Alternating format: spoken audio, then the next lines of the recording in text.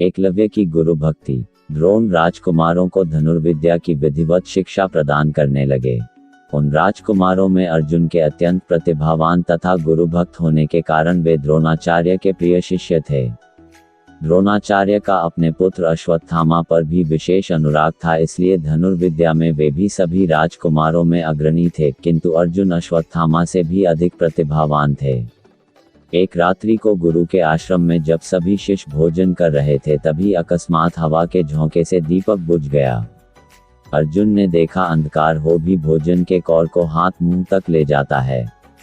इस घटना से उन्हें यह समझ में आया कि निशाना लगाने के लिए प्रकाश से अधिक अभ्यास की आवश्यकता है और वे रात्रि के अंधकार में निशाना लगाने का अभ्यास करना आरंभ कर दिया। गुरु द्रोण उनके इस प्रकार के अभ्यास से अत्यंत प्रसन्न हुए। उन्होंने अर्जुन को धनुर्विद्या के साथ ही साथ गदा, तोमर, तलवार आदि शस्त्रों के प्रयोग में निपुण कर दिया। उन्हीं हिरण्यधनु नामक निषाद का पुत्र एकलव्य भी धनुर्विद्या सीखने के उद्देश्य से द्रोणाचार्य के आश्रम में आया, किंतु निम्न वर्ण का होने के कारण द्रोणाचार्य ने उसे अपना शिष्य बनाना स्वीकार नहीं किया। निराश होकर एकलव्य वन में चला गया। उसने द्रोणाचार्य की एक मूर्ति बनाई और उस मूर्ति को गुरु मानकर धनुर्विद्या का अभ्यास करने लगा। एकाग्रचित से साधना करते हुए अल्पकाल में ही वह धनुर्विद्या में अत्यंत निपुण हो गया। एक दिन सारे राजकुमार गुरु द्रोण के साथ आखेट लिए उसी वन में गए जहां पर एकलव्य आश्रम बनाकर धनुर्विद्या का अभ्यास कर रहा था।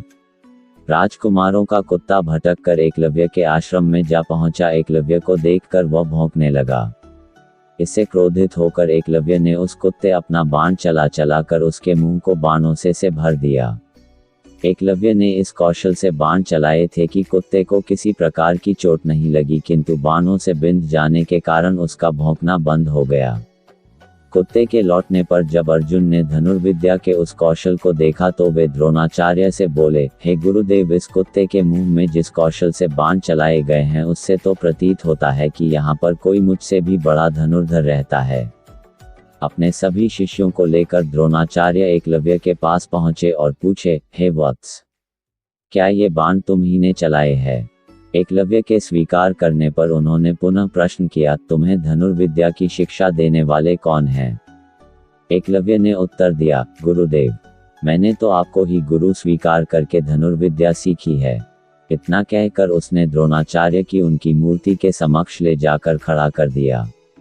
द्रोणाचार्य नहीं चाहते थे कि कोई अर्जुन बड़ा धनुर्धारी बन पाए।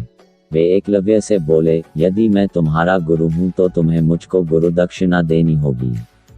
एकलव्य बोला, गुरुदेव, गुरु दक्षिणा के रूप में आप जो भी मांगेंगे मैं देने के लिए तैयार हूं।